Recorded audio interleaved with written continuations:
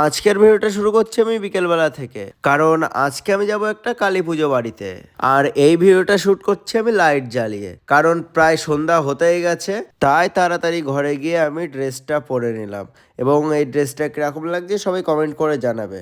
তারপরে নিচে গিয়ে মার কাছ থেকে টাকা নিয়ে আমি চলে গেলাম বাজারে, এবং বাজারে গিয়ে মিষ্টি কিনে আর মতো মেলার লাইটিং দেখতে দেখতে আমি চলে আসলাম সেই কালী পুজো বাড়িতে। এবং সেখান থেকে ভিতরে যাওয়ার পরে ঠাকুরকে প্রণাম করে সেখান থেকে বেরিয়ে আসলাম একটা বন্ধুর সাথে কথা বলার জন্য। আর বন্ধুর সাথে কথা বলতে বলতে হঠাৎ লেগে গেল খিদে, আর সোজা চলে গেলাম উপরে খিচুড়ি খেতে, এবং খিচুড়ির সাথে চচ্চড়ি, এবং লাস্টে খেয়ে নিলাম আমি মিষ্টি। এবং মিষ্টি খেতে প্রচণ্ড স্বাদ ছিল।